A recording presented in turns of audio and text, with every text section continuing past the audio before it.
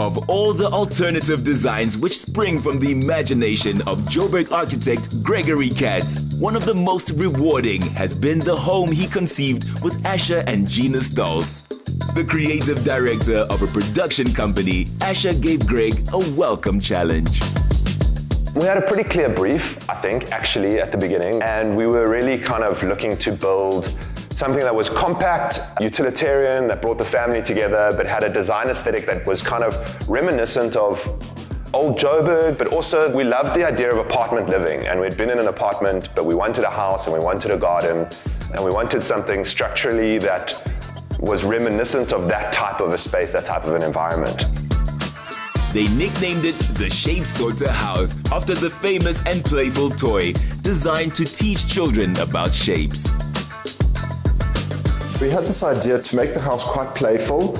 It's a perfect cube and it has these various different shapes. So the arches, you'll see lots of different sized arches around. There's this diamond-shaped cutout to make the atrium volume in the center here and bring lots of light into the center of the home.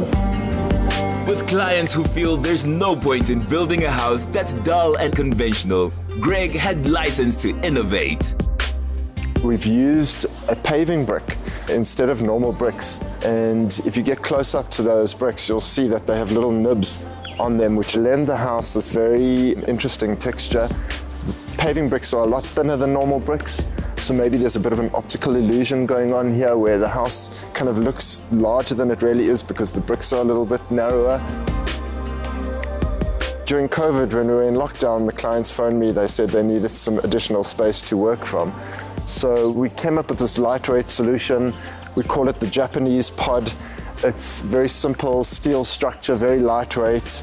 It's lifted off the ground to provide some extra storage underneath. And it's got this beautiful glass, north-facing frontage, and light just floods into that space, and it's a really wonderful workspace. By optimizing the internal living spaces, Asher freed up enough room to create a wonderland outdoors. The garden's my pride and joy. There was nothing here. It was just a tennis court, and we've really worked quite hard. We've tried to create an indigenous style garden.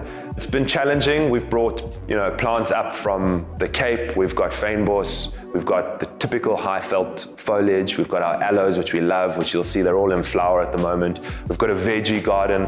And we've just tried to create a zone and an environment that designates calm and peaceful spaces that tie in with where we are while still bringing in the things that we do love and the things that we do appreciate.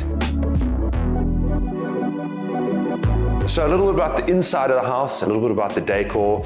It's not usual, and it's a combination of myself and my wife coming together and just kind of pulling the things that we've gathered over the years, collected through time, as well as kind of bought specifically for this house. Different environments facilitate different ways of being. So obviously this was designed as a TV room snug. So we've got the big couch here, but then everything else is quite minimal in front of it. So we don't have a coffee table or a carpet in front here. It's really just purpose driven for just being comfortable for watching. And then once you move down, the house kind of opens up. So it's quite compressed at the top and everything's big and wide and comfortable and snug. And as you move into the bottom section, there's a lot more light. It's a lot more open. And so we've actually used this environment to bring in more structure. So you'll see the couch is kind of the floating couch. It's got the thin legs.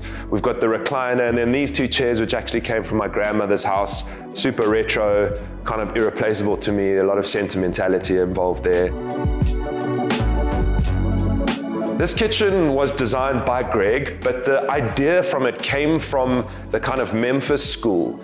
And it was really about using color and shape in a fun way. It is quite postmodern, and we wanted to have this beautiful arch that referenced the arches in the house, putting the LED strips and playing with color just to give it a bit of fun and a bit of pop, because it's something you live with in your space. So you might as well enjoy looking at something and have fun with it. And I think it just really ties in nicely with the bits and pieces of art that we've got around. It's Nikki Levenberg, Colbert Michelia on that wall. It just really has a nice lifting aesthetic for this space. It's something we enjoy sitting and looking at, as opposed to it's just a kitchen space that's utilitarian. These countertops, it's a Namibian granite. And what I loved about it is the way that it's got movement in it. So it's not just a solid slab. And it just creates a warmth, even though traditionally stone is quite cold. It provides something more. It's got a textural element. And it just feels joyful to be in an environment that feels like it's moving, as opposed to something that's always solid. Using everyday green PVC tiles up the stairs is practical for a family with 2 boys. But it also highlights the other, more luxurious finishes and lets the art be the hero. This is my big boy's bedroom, Tokyo, he's 7. The house is designed for people to live together. So the rooms are designed as these little hideaways where the boys can come, they've got quiet time, and it's really where they sleep. So we've got this top light window that lets in shafts of light, and you'll notice upstairs we've got almost these parrot-style windows. These pivot open, and it just really lets in a lovely amount of air whilst keeping the privacy of the environment. A small bedroom encourages the boys, Ziggy and Tokyo, to get out, engage with people, life, and the outdoors.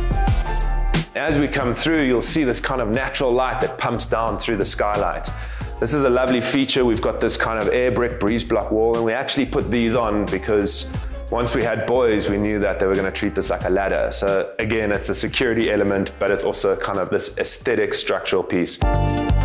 Being efficient with living areas freed up budget for finishes and priority spaces. Into the master suite, or as I like to call it, the main bedroom. From the doorway, and even though we've got these opening windows in here, they are kind of frosted. From the doorway, you can't actually see into where the bed space is.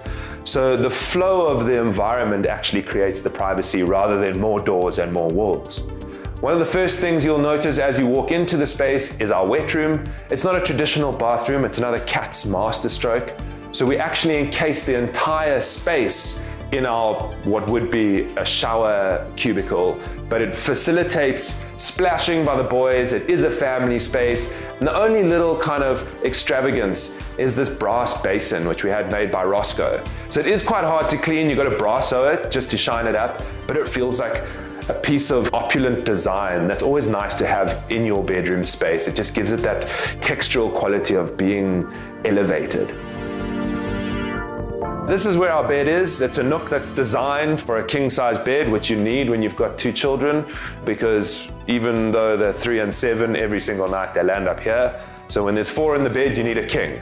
And again, it's about the calm feeling. It's about making the space not feel cluttered. We've got our turret windows that louver to adjust the airflow. And then right at the front here, we've got another arched window that mirrors the arches downstairs. And again, it's a wonderful view of the treetops and over the top of the other houses out this window. This was my first build. It's really exciting. It's really terrifying. But I think the best advice I can give is don't worry so much. Things will be okay. And even if it's not perfect, you're gonna love it regardless. And that's part of the journey and part of the experience. Asher and Gina Stoltz built their home in the spirit of creating a sculpture, one they can live in and enjoy like a great book, album, or a work of art.